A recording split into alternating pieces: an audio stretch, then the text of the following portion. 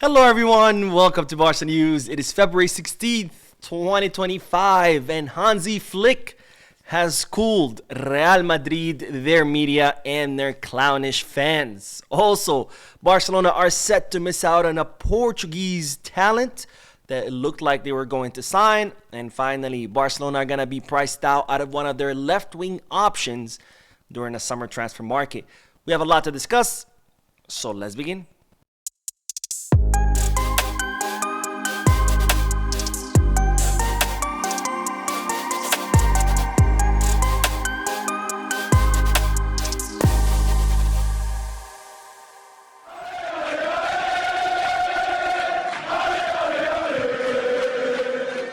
Hello everyone, welcome to the channel. My name is Mo, and as you know, tomorrow Barcelona are set to play against Rayo Vallecano in what will be an incredibly important fixture because both Real Madrid and Atletico Madrid dropped points in their respective fixtures yesterday, both drawing 1-1. And as a result, if Barcelona win tomorrow, they will have a chance to reclaim the top of the table, tying Madrid in points, but with the goal difference, Barcelona would be first, and of course surpassing Atletico Madrid by 1 point. And we still have to play matches against both teams, which would give Barcelona another chance to build even a bigger lead, a lead that unfortunately Barcelona wasted in the months of November and December when we dropped a lot of points. Now, of course, Hansi Flick did participate in the pre-match press conference, and he was asked about Barcelona's possibility of regaining the top of La Liga, and this is what the German coach had to say. Of course, I know everything that happens. It was early and I was well informed talking about the results of the matches. We're just focused on ourselves. I think it's the best thing we can do. It's important to lead the standings, not just now, but it helps a lot and gives us confidence. We believe in what we have, but first we have to win. This shows that the league is very close, that there are many teams that can win. It's good for us, for you. It's football. Everything starts again. I want to be judged by how we play and by the titles we win. It's all about mentality and the quality we've shown in recent games. It's what I like. They're playing very well. They believe in each other. We are here to win titles. This is our goal. So Hansi Flick, of course, very much aware of that both teams dropping points and saying, this just shows that La Liga race is very close, that anybody can win it, and this is very good for football. And of course, he is very focused on what the team is doing, not what other teams are doing, and he's focused on playing well and winning titles. Now, Hansi Flick was also asked about the controversy, which was Jude Bellingham's red card. If you don't know what happened yesterday, Jude Bellingham received a red card after he cursed out the referee. The referee put in the report that Jude Bellingham had said, "Fuck you," but Jude Bellingham denied that, and apparently he said fuck off. And now there's some kind of debate in Madrid on whether fuck off is worse than fuck you, and whether it's okay to say fuck off to a referee but not okay to say fuck you. Yes, you heard that right. This is the level of absurdity that Real Madrid has reached, where they are debating whether fuck off is good or bad, or fuck you is good or bad. Which one can you say to the referee, which one you can't? My goodness, absolute clowns. But anyways, Hansi Flick was asked about this controversy, and he was directly asked, he's like, do you know the difference, or can you explain the difference between fuck you and fuck off? And well, this is what the German coach had to say. It's disrespectful either way. Thank you. End of debate. I don't know why we're debating this, but here we go. It's disrespectful either way, but I don't have to decide this situation. I tell my players not to waste time or energy talking to the referees.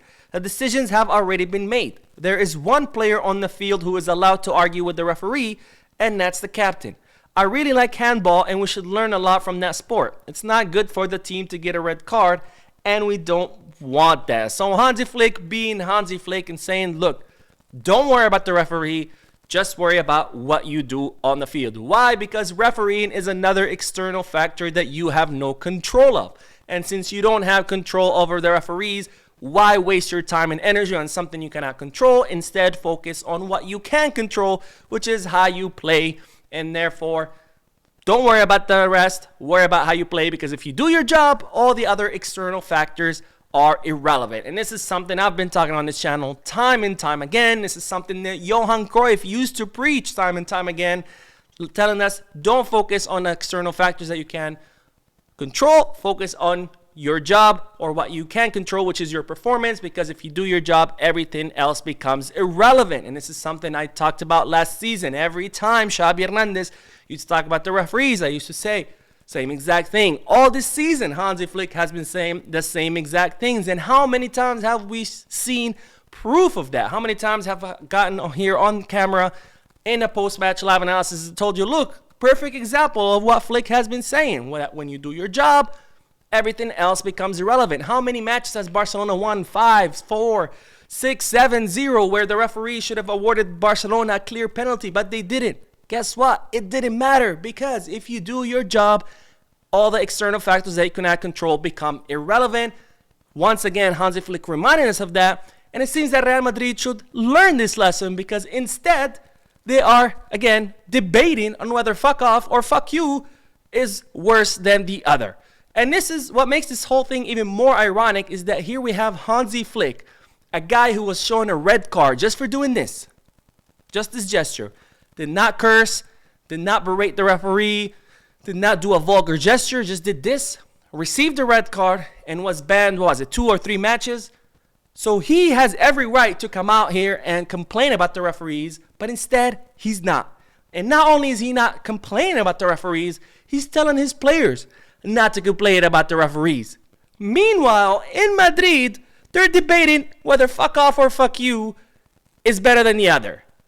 This is the level of absurdity and clownish behavior that Real Madrid have reached, where they are literally debating and trying to justify, saying that fuck off, oh, it's okay, that's just an exclamation. He wasn't insulting the ref, he was just exclaiming. I'm sorry, my friends, but did every single person in Madrid forget how to speak English? Now, I know it's Spain, the national language is Spanish, but you're telling me that a single person in Madrid knows how to speak English and knows that when you exclaim, you say fuck, and when you say fuck off, you're insulting the other person? Because I'm sorry, I live in New York, and if you go out on the street and tell anybody, any person out there, fuck off, you're eating your teeth for lunch. Let's not pretend that fuck off is just a casual phrase. But this is, again, the absurdity that Real Madrid have reached. And not only that, this shows how unserious Real Madrid are, because if you have a player who, by the way, is not the first time who's done that. Jude Bellingham has been berating referees all season. Just the match before it, we heard him clearly on the mic, not saying fuck off or fuck you, saying both. He told the referee fuck off and fuck you, and called him a piece of shit. So Jude Bellingham has been doing this whole season. And Real Madrid, instead of being a serious professional club and sitting down their player and say, hey, you cannot do this. This is unprofessional. This is not okay, period, whether it's your job or not. It's not okay to berate someone. And you need to stop doing this, because not only are you affecting yourself because you just got a red card, you're affecting your teammates who had to play most of the match a man down, so now they're tired and they're exhausted. You're affecting your club, your employer who pays your checks, because now the club has lost points. They can end up losing the La Liga, which means losing millions. No. Instead of doing that and sitting down a player and say, don't do this, no. Let's have a debate on whether fuck off is better than fuck you. Absolute clowns. Real Madrid are absolute clowns. Their whole media, the whole media machinery behind them are absolute clowns. And their fans, who are also justifying this behavior, absolute clowns. Anyways, let's move on, because, ladies and gentlemen, Hansi Flick during a press conference also confirmed that Ronald Araujo will actually be part of the squad tomorrow. It looks like the Uruguayan has fully recovered from that injury he suffered against Sevilla. He completed full training with the group today, so he will be part of the squad. But of course, that doesn't mean that he will play. He will be available, though. We'll see whether he plays or not. My guess is not, because since we have Inigo and Cubarsí available, why rush Araujo, or why risk Araujo when you already have your 2 starting center backs fully healthy and available as well? All right, let's move on to the next bit of news, because it looks like Barcelona are set to miss out on a young Portuguese promising player who is Cardoso Barella. We talked about this youngster in past videos. He's a 16-year-old left winger who came up through the Porto Academy. He's a very promising attacker. He left Porto during last summer because he couldn't agree on a contract extension. Deco met with the player and the Asian and it looked like Barcelona were set to sign Cardoso Varela, but the negotiations did not go anywhere. And today, Dinamo Zagreb announced the signing of Cardoso Varela, so it looks like Barcelona will miss out on the signing of the 16-year-old prodigy. We don't know why the negotiations did not progress. We don't know if the player maybe was asking for too much, or maybe Barcelona saw something they didn't like. We don't know the exact details, but we do know that the negotiations did not progress, and as such, Barcelona will miss out on this signing. But that's not the only signing Barcelona will miss out. Barcelona will miss out on another youngster, who is James Gittins, or James Bino Gittins, the 20-year-old English left winger who joined Dortmund in 2020 from Man City's youth academy. So far, he is considered as one of the most promising wingers currently in European football. He is known for his remarkable speed, goal-scoring ability, and critical finishing touch. So far this season, he has scored 11 goals and provided 5 assists.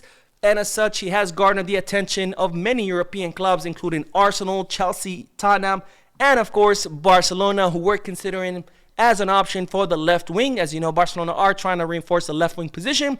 But now with so much attention on the player, Dortmund will reportedly ask for 80 million euros for this youngster, which of course, this will price Barcelona out of the race. So it looks like the club will also miss out on the signing of Gittins. Anyways, that is all the news for this video. We'll be uploading another video after this one, so stay tuned to the channel. Don't forget to hit the like button, subscribe to the channel, drop a comment, and as always, peace, guys.